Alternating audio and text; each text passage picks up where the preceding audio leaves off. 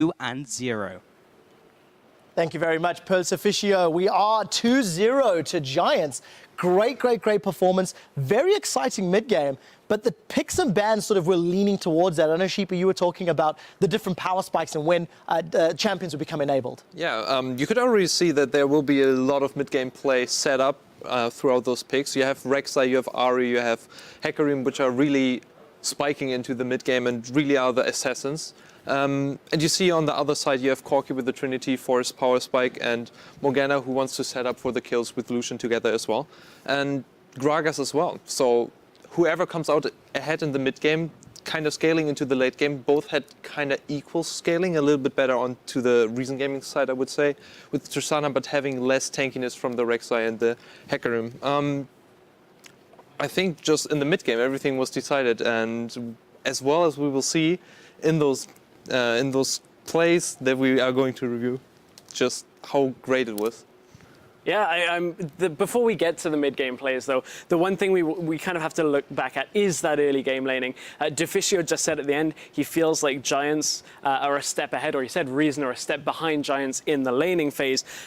Honestly, Wirlib, yes, he's not going up against the likes of a Huni, a Freddy, somebody who's very dominant in the top laner, but this is a very different Wirlib to what we've seen in the regular season. He looks comfortable in lane. These are two new picks, hasn't even really been struggling without the Jaxes. It's been banned. But I think one thing that highlights this more than anything, and it's a fun play that we wanted to just put a highlight on before we get into the serious mid-game stuff, was that gank top lane where Wirlib teleports into the lane, instantly ults Kuban under his own tower because of the lead he's got, and there's a gank from Gragas. So when we run this out, it's a fun little clip here that you'll see as we get it onto the stream. So at this point, yes, he's just got back, he's got an item advantage, but all the way through the minion wave, this is a setup with Frederick onto Kuban, hits him, knows Kuban's far too weak to survive this. 100% down instantly. Yeah, instantly, and that's quite a dominant play in the lane. That's just telling you Wirlib knows exactly how strong he is in that situation.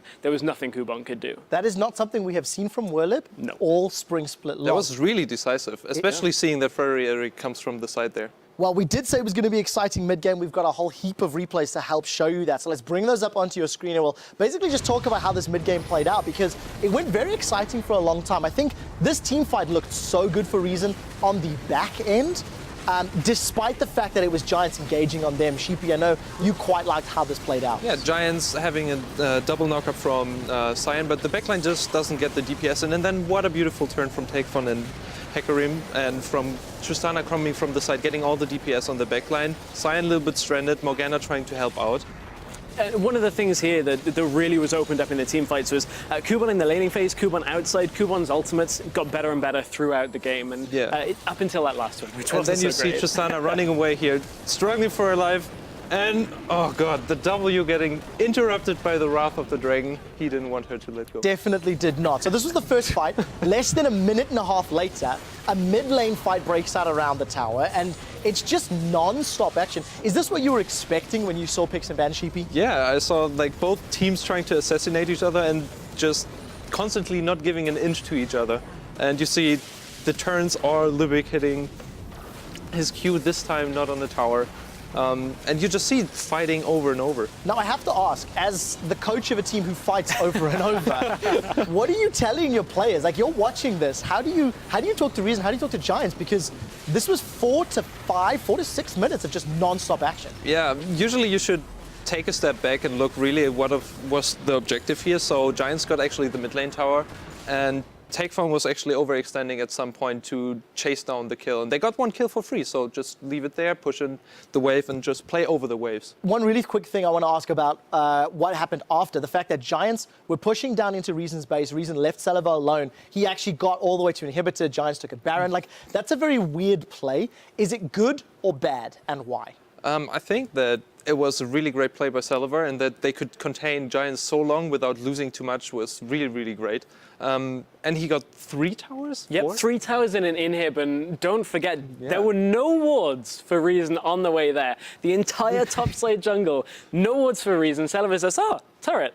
Oh, another one. Oh, a third one, and an inhibitor. That should never really happen, but Giants stayed too long in the top lane, then tried to go for Baron. They managed to bail out in the end, get the Baron. It all ended up well for them, but something that Monte Cristo was talking about on his countdown was when you have 2 teams that want to fight, if you fight over and over like this again and again, one team gets stronger every single time and eventually has just too much damage and will continue to barrel through their opponents. And as much as Reason tried to get back into it, Giants just were too strong at the end. Barrel through their opponents with Gragas in the jungle. I expected more of you, Stress.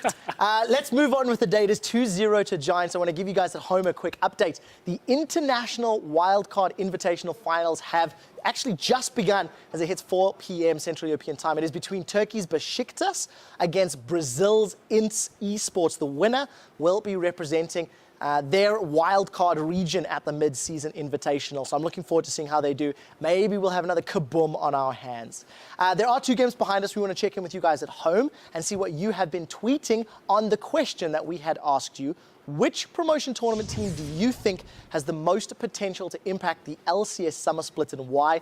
We've handpicked a couple of responses. Let's start for one from @Mertruso.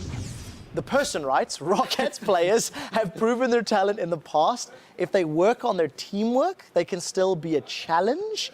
What do you think about that? I'll say the same thing that I think everybody always says about Rocket. They're a team that on paper should do very well. Unfortunately, they get to the stage, it doesn't always end up that way. I agree. Rocket, work on the teamwork. They've just brought in Yamato Cannon as a coach. Maybe that fixes a lot of their problems. Maybe they can perform again like they did in Spring Split in 2014. Well, so far, Giants are doing well in their matchup. Rocket still need to prove it later today. We'll see if they can.